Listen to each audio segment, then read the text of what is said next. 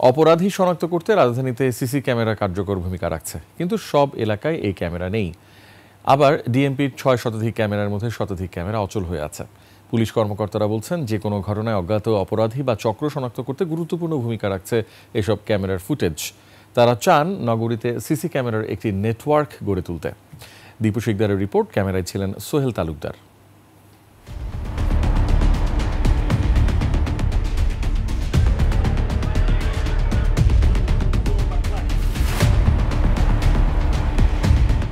রোববার ভোরে কোনো এক সময় মিরপুর চিড়িয়াখানা রোডের এই মুদি দোকানে চুরির ঘটনা ঘটে, কিন্তু সিসি ক্যামেরা না থাকায় তাৎক্ষণিকভাবে শনাক্ত করা সম্ভব হয়নি অপরাধী।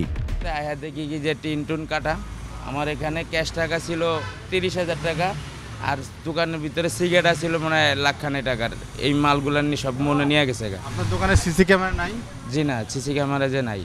সম্প্রতি নগরীর মোহাম্মদপুরে চাঁদার দাবিতে এক ব্যবসা প্রতিষ্ঠানে গুলির ঘটনা ঘটে। সিসি ক্যামেরার ফুটেজ থেকে শনাক্ত হয় জড়িতরা। ২৬ মার্চ ভোরে রাজধানীর ধানমন্ডিতে আইন শৃঙ্খলা রক্ষাকারী বাহিনীর সদস্য পরিচয়ে একটি বাড়িতে ডাকাতির পর ক্যামেরার ফুটেজ থেকে শনাক্ত হওয়া ওই চক্রের একাধিক সদস্যকে গ্রেফতার করে পুলিশ। এভাবেই অনেক ঘটনায় জড়িতদের পাকড়াও করে আইন শৃঙ্খলা রক্ষাকারী বাহিনী। ঢাকা মহানগর পুলিশের ৬ শতাধিক সিসি ক্যামেরা আছে নগরীতে, তবে এর মধ্যে ১০০ ক্যামেরা অচল।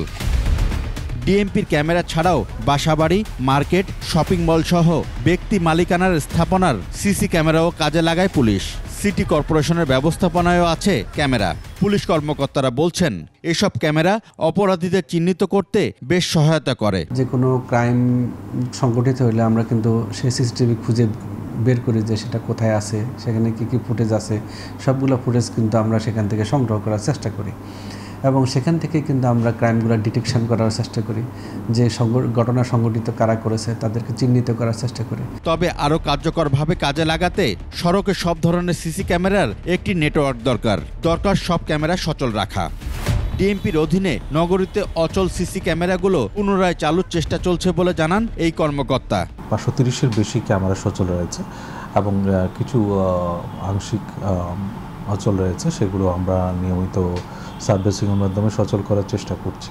এর বাইরে বিভিন্ন বেসরকারি প্রতিষ্ঠান, বাসাবাড়ি, তাদের যে সিসিটিভি ফুটেজ সেটা আমরা অনেক সময় পেয়ে থাকি, বা যাতে অপরাধীরা সক্রিয় না থাকে।